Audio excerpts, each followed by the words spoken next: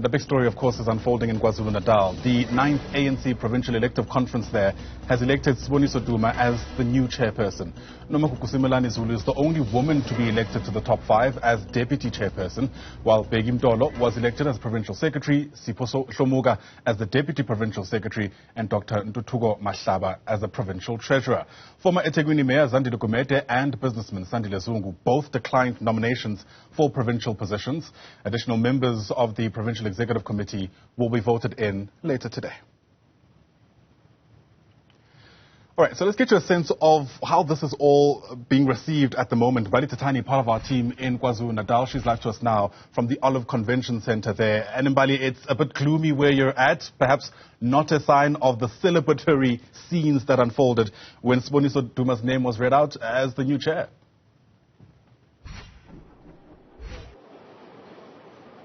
That's certainly right, and of course, as you can see, that the weather is playing a big role today in KZN, and of course you'd know that around about this time you do indeed expect those delegates to be slowly making their way and trickle in, of course, to celebrate their newly elected top 5 of this province. And of course we know that this province is now being led by Siboniso Duma. We also have Nomagugu Simelane as the deputy chairperson, Mbali as the secretary, Sipho Shomuga as the deputy secretary, and Dr. Ntuthuko Mahlaba as the treasurer of this province. And of course, so we know that there is a lot that we can anticipate today. When you look at the factions that plagued this conference, you'd remember that a number of people were vying for indeed the chairperson of this province. And of course, coming into this conference, there were a lot of factions, of course, making their way to the KZN conference. But you would know that in the end, it was ultimately a two-horse race. And of course,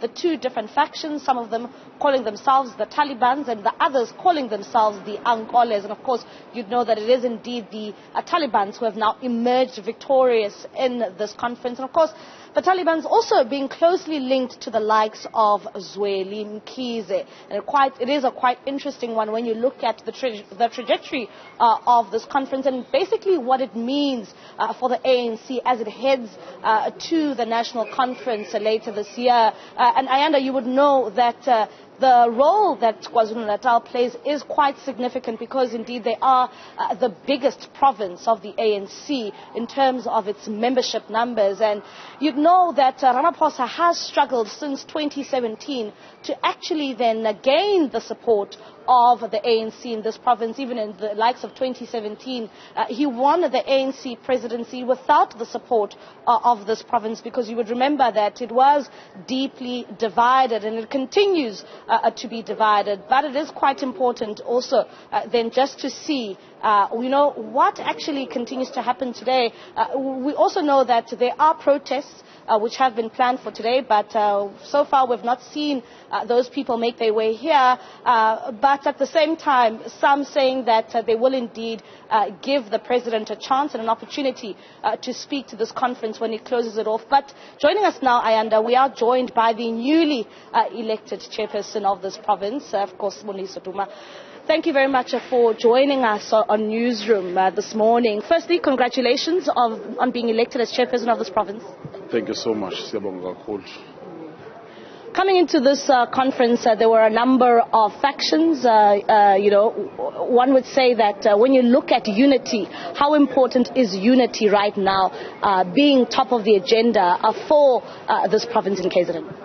I don't think defining them or defining comrade as factionalists and groupings per se is the correct thing, because you'll find that comrade, the issue of preferences, you'll find in the society, you'll be found at church, you'll be found in the stokvel. So I think there were different views for different reasons. But comrade did engage, because at some point in time we were trying to salvage the situation by just coming with one leadership. Unfortunately, we couldn't reach it, but I think the mood was okay. I think you saw it as well. We did mention yesterday. So I think the conference has been characterized by smoothness, the understanding of comrades, understanding that with a bigger picture, because we have not performed well in the local government. So we agreed, even in the last PC, that comrade, now is the time.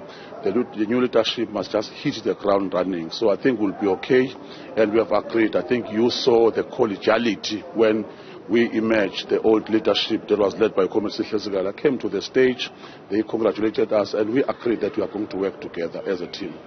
And how different is this new leadership? Because a number of people coming into this conference have been talking about a much more youthful leadership, looking into KZN. How different will this one be as compared to the other one? No, I think organic, we are all part and parcel of the system that we grew up in the ANC Youth League. So in terms of age, we wouldn't want to be characterizing that, because currently the chair, the deputy chair, the secretary, the deputy secretary, and the treasurer are all part of they were groomed by the Youth League. It was the same. Comrade Sigalala grew up in the Youth League, became the Secretary General. Comrade Mtumsen was part of the ANC Youth League. Comrade Shlomuga was part. So I think there are some changes that almost all the 5 officials were part and parcel of the Youth League, from branch to the RC to the province at some point in time. So I think it's a matter of putting more energy. I think the generational mission is starting just to ensure that how to solidify the process of unity, how to change people's life economically, because the issue of land is still outstanding in the process of KwaZulu-Natal. The issue of unemployment is bothering almost all of us. The issue of ensuring that in the issue of retail industry, in the issue of agriculture, in the banking sector, our people are still being deprived these days. So we must transform the industry. We must transform the procurement process of government, how we process those things to benefit our people at large. So you talk of a generational mix, and that consists of this newly elected top 5, but at the same time, one will remain to be concerned about the lack of representation of women, even though you speak of this generational mix. Why do we find ourselves only electing one female in your top 5? The issue of women emancipation is something that is going to be addressed by, I think, epoch-based system. It is not something that is just going to be mechanical, we must agree. But for us, it's a historic moment that Comrade Nomakuku Smelane is the first deputy chairperson in the province of KwaZulu-Natal. But remember that top 5 officials are not the structure. The PC collective will be consisting of probably 50% or 50+1 of women, but even that does not equate to us being emancipated as the society. There are a lot of things. The society must change. We must transform how we elect in the system, because we would want at some point in time to have maybe 3 officials. It has happened in the province of Gauteng, 2 females were elected. So it will be up to the time and space at that particular time, because it's a matter of what you want to achieve at that particular time. So the conference decided this way. A concern that many have, especially when we're seeing an election of a new chairperson, that the likes of the premier of this province, his term is sort of threatened. Can we expect some sort of a purge when it comes to the leadership of this province in government? We've already indicated that we are not going to purge. Comrade Sihle Zigalala is our comrade, is our senior. Almost all those comrades who were 5 were elected has been led by Comrade Zigalala, and we want to unite the province of KwaZulu-Natal. So the reality is that we are the structure, because we serve in the last PC. It is us who elected Comrade Zigalala amongst us. In order of perks, he can lead the province of KwaZulu-Natal. And we are not going to purge structures. We are not going to purge regions, because we've been voted by the delegates of the conference, but not the faction, not the groupings, not certain regions, but almost all the branches participated in the process, and we are comfortable. Looking into the program of today, what else can we expect? We know that there will be nominations of those who will form part of the PEC, but at the same time, can we expect Ramaphosa to still come here and address this conference? I know that I've seen a lot of posters saying that a number of people will be barring him from addressing this conference. Will he be closing it off? ANC is a unitary organization. KwaZulu-Natal is part and parcel of South Africa. So we have one president, Comrade President Ramaphosa. I doubt very much. I think it's a media speculative analysis. I don't think at this point in time there were such. Comrade delegates are part and parcel of the ANC, and they are happy to see the progression and the unity in the process of KwaZulu-Natal. We have just suffered the issue of floods in the recent past, and we want us to achieve some of the things, because you still have people who are still living in homes. So those are the priorities of service delivery. We've just spoken to the President this morning. He has congratulated the collective, but he had already had other commitment for today, so he's not going to come and close. But it's a tradition of the ANC. The NEC will deploy Comrade who's going to open the conference. Comrade TG has opened the conference. Comrade, the new chairperson, is going to close the conference and set the tone of what must happen going forward. Can one look at this as because it's not the supposed faction that didn't win of the president, that's why we won't be seeing him address this conference? Comrade President didn't close the Gauteng process. I don't think the issue of faction. I think I'm outlining and allaying the fears. The leadership has been elected, the officials. KwaZulu-Natal is part of ANC that is being led by Comrade President Ramaphosa, and we are part and parcel of the resolution taken that you respect the elected leadership. At this point in time, I don't know why would you suggest that not the people he was in. I don't think President had a preference as the president of the ANC. It was the Provincial Conference of KwaZulu-Natal. So I wouldn't want to go to those deeper analysis, because that's not how I think it is. So it's a wrong perception. You know the media, because it has been characterized in different terms. So there is nothing like that. We are comfortable.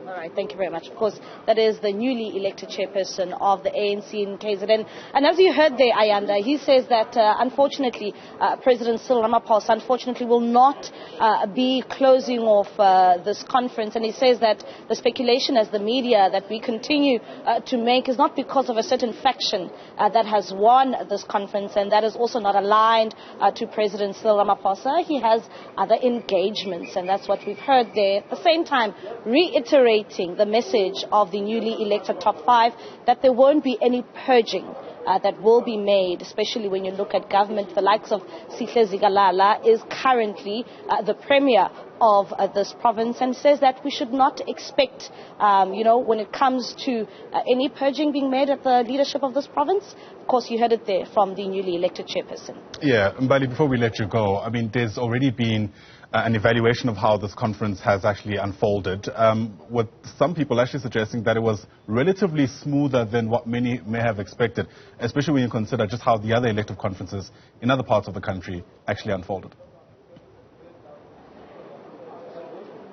That's certainly right, Ayanda. And also just speaking to a number of my colleagues and journalists who have been covering a number of these conferences, one in particular for us being, this is the first time where we have seen this ANC conference not being marred by any litigation. You'd remember that the likes of the Gauteng province, there was legal action there.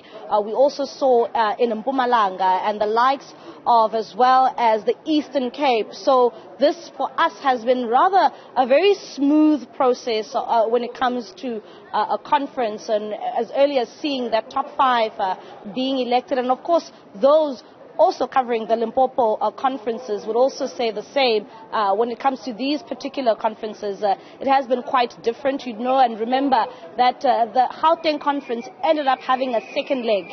That's only when they could get done with the business of that conference. But of course, this conference also setting aside time to actually deal with the roadmap for the 2024 elections. It needs to be hard at work, Ayanda, in terms of how it plans to retain power in KwaZulu-Natal, and also then mapping a way forward in terms of, how it plans to deal with the policies of the ANC and what it plans to contribute at the upcoming policy conference of the ANC. All right, Mbali Thethani left us there from the Olive Convention Center in Durban for now. Thanks very much indeed. All right.